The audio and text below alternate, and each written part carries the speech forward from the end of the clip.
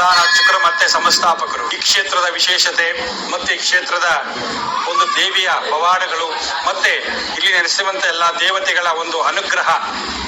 ಈ ಕ್ಷೇತ್ರ ಆಗಬೇಕಾದ್ರೆ ಒಂದು ಇತಿಹಾಸ ಇದೆ. ಈ ಕ್ಷೇತ್ರದಲ್ಲಿ ತಾಯಿ ನೆಲೆಗೊಂಡು ಸುಮಾರು 17 ವರ್ಷಗಳಾಗಿದೆ. ಭದ್ರಕಾಳಿ ಸಮೇತವಾಗಿ ಮುಖಂಡೇಶ್ವರ ಅಂದ್ರೆ ಶಿವಶಕ್ತಿ ಒಂದೇ ಗರ್ಭದ ಗುಡಿಯಲ್ಲಿರೋದಂಥದ್ದು ವಿಶೇಷ.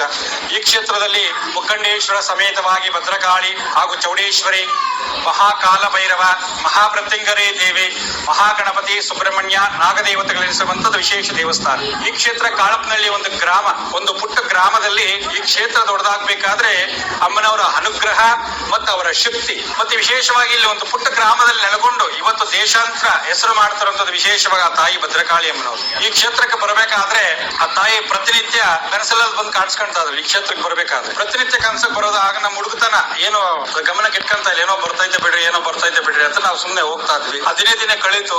ಸುಮ್ನೆ ಕನಸಲ್ಲಿ ಬರೋದು, ನಾನು ಊರಲ್ಲಿ ನೆಲೆಸ್ಬೇಕಂತ ಹೇಳೋದು, ಇದೇ ತರ ಮಾಡ್ತಾ ಒಂದು 2 ವರ್ಷಗಳ ಕಳೆದ ಮೇಲೆ ಒಂದು ಗ್ರಹಣದ ಕಾಲದಲ್ಲಿ ಶ್ರೀರಂಗಪಟ್ಟಣ ಅಂದ್ರೆ ಸಂಗಮಲ್ಲಿ ಕರ್ಕೊಂಡೋದ್ರು ನಮ್ಮ ಗುರುಗಳು. ಕರ್ಕೊಂಡು ಹೋದಾಗ ಸುಮಾರು ಸಮಯ 7 ಗಂಟೆ, ಸಂಜೆ 7 ಗಂಟೆಯಲ್ಲಿ ಗ್ರಹಣದ ಕಾಲದಲ್ಲಿ ಆ ಮಂತ್ರ ಜಪ ಮಾಡಬೇಕಾದ್ರೆ ಆ ಒಂದು ನೀರಲ್ಲಿ ಬಂದು ಒಂದು ವಿಗ್ರಹ ಒಂದು ದಡಕ್ಕೆ ಸೇರಿತ್ತು.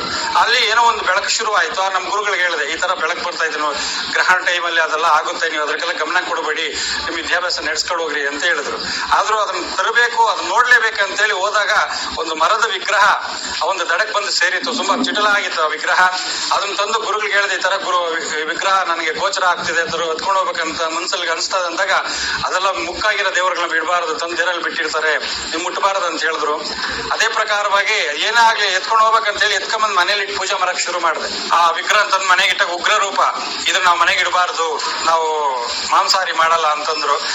ಇಲ್ಲ, ಅವ್ರು ಏನೇ ಆಗ್ಲಿ ದೇವ್ರು ಮಡ್ಕೊಳ್ಳೇಬೇಕಂತ ಹೇಳಿ ಮಡ್ಕೊಂಡ್ವಿ. ಸುಮಾರು ನನಗೆ 15 ದಿವಸ ಅಯ್ಯಮ್ಮನು ಹುಷಾರಿಲ್ದಂಗೆ ಮಾಡಿದ್ಲು. ಅವಾಗ ಹೇಳಿದ್ರು, ಮಡಗಬಾರ್ದು, ನಾನು ಹೇಳಿದ್ ಮಾತು ಕೇಳಲ್ಲ ಅಂತ ಹೇಳಿದ್ರು. ಏನೇನ ಆಗ್ಲಿ ಅಯ್ಯಮ್ಮ ನೀನೇ ಗತಿ ನನಗೆ ಅಂತ ಹೇಳಿ ಆ ವಿಗ್ರಹ ಮಡ್ಕೊಂಡಾದ್ಮೇಲೆ 15 ದಿವಸ ದಿನ ದಿನಕ್ಕೂ ಹುಷಾರಾಯ್ತು. ಮತ್ತೆ ದಿನ ದಿನಕ್ಕೂ ಪ್ರಚಾರ ಆಯ್ತು, ದಿನ ದಿನಕ್ಕೂ ಭಕ್ತರ ಸಂಖ್ಯೆ ಜಾಸ್ತಿ ಆಯ್ತು.